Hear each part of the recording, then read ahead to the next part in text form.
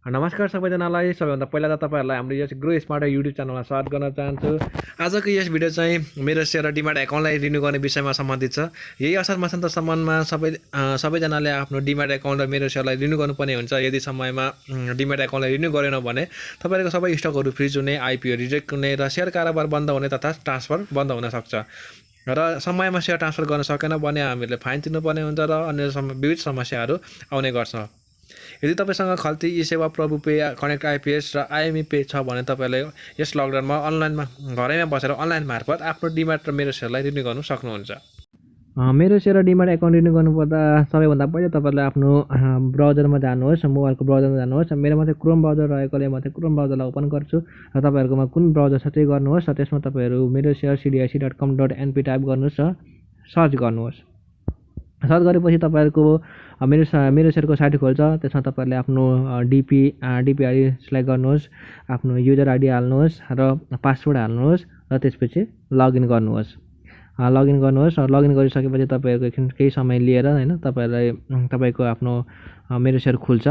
मैले चाहिँ मेरो DP user ID login password सबै ब्लर गरेको छु। तपाईँहरूको नि युजर आइडी डिपीहरू कोहीसँग सेयर नगर्नुहोस्। यति गरिसकेपछि तपाईँको मेरो सेयरको साइट खुल्छ र तपाईँले मैले मार्क गरेको ठाउँमा जुन रेड डट छ त्यहाँ क्लिक गर्नुहोस् र क्लिक गरिसके पछाडि मेरो सेयर प्रोफाइलमा क्लिक गर्नुहोस् र मेरो सेयरमा प्रोफाइलमा क्लिक गरिसके पछाडि तपाईँको यस्तो खालको इन्टरफेस हुन्छ। यसमा तपाईँको सम्पूर्ण डिटेलहरू हुन्छ हैन।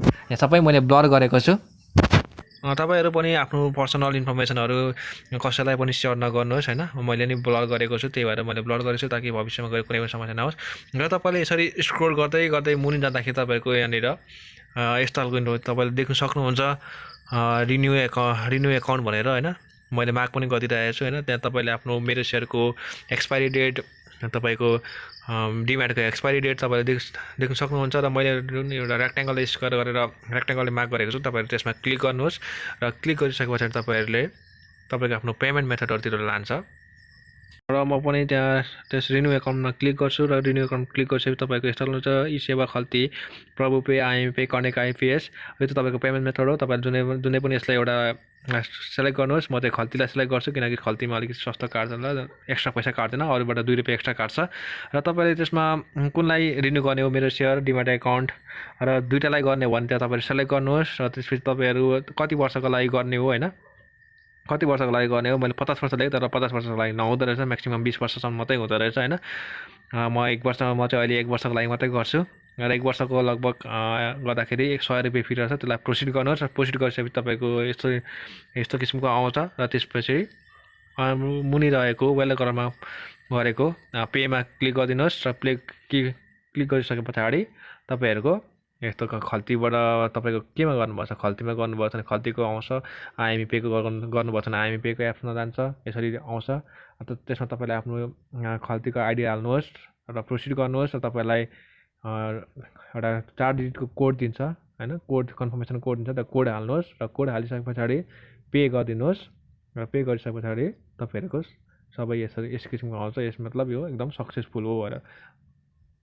र तपाईँले यसको पिडिएफलाई पनि डाउनलोड गर्नु सक्नुहुन्छ। मैले तपाईँलाई त्यहाँ मार्क गरेर देखाइदिरहेको छु।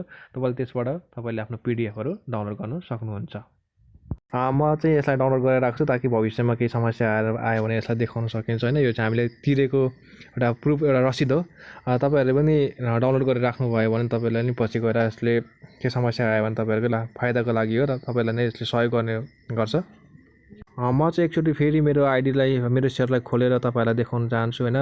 मेरो रिन्यू भयो कि भएन हैन, एक्सपायरी डेट बढ्यो कि बढेन हैन। अघि चाहिँ मेरो 2078 थियो हैन। अब तपाईँहरूलाई म यसमा देखाउन चाहन्छु। मैले नवीकरण गरिसकेपछि मेरो एक्सपायरी डेट बढेको छ, तपाईँले यहाँ देख्न सक्नुहुन्छ। अहिले 2079-03-32 BS। अब अर्को वर्षको असार मसान्तमा मैले फेरि रिन्यू गर्नुपर्ने हुन्छ। तपाईँहरूले पनि यसरी नै गर्नुहोस् र तपाईँले नि भयो भएन चेक गर्नुहोस्। अर्को तरिका खल्तीबाट पनि तपाईँले गर्न सक्नुहुन्छ। खल्तीबाट गर्नको लागि चाहिँ तपाईँले खल्तीलाई ओपन गर्नुहोस् र त्यसपछि तल स्क्रोल गर्दै तल जानुहोस् र त्यसमा तपाईँले डिमाट देख्नुहुन्छ। मैले मार्क पनि गरिदिएको छु हैन।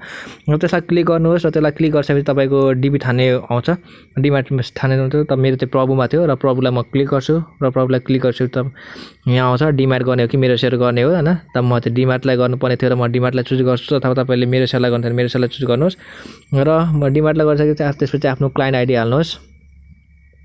त्यसपछि तपाईले आफ्नो फोन नम्बर हाल्नुहोस्, आफ्नो आइडी नम्बर क्लाइन्ट आइडी हाल्नुहोस्, त्यसपछि फोन नम्बर हाल्नुहोस्, आफ्नो नाम हाल्नुहोस् र तल गएर आफ्नो कति वर्षसम्मको लागि रिन्यू गर्ने हो त्यो आफ्नो इयर चुज गर्नुहोस् हैन। 1 वर्षको लागि 1 वर्ष, 2 वर्षको लागि 2 वर्ष, 3 वर्षको लागि 3 वर्ष हैन। कति वर्षको लागि हो त्यो चुज गर्नुहोस् र चुज गरिसकेपछि मुनि गएर तपाईको यता पे भन्ने अप्सन हुन्छ हैन। यता वालेटमा क्लिक गर्नुहोस्, वालेटमा टिक लगाइदिनुहोस् र अनि मुनि गएर पे गर्नुहोस् र पे गरेपछि क्लिक गर्नुहोस् र क्लिक गरेपछि तपाईको हुन्छ।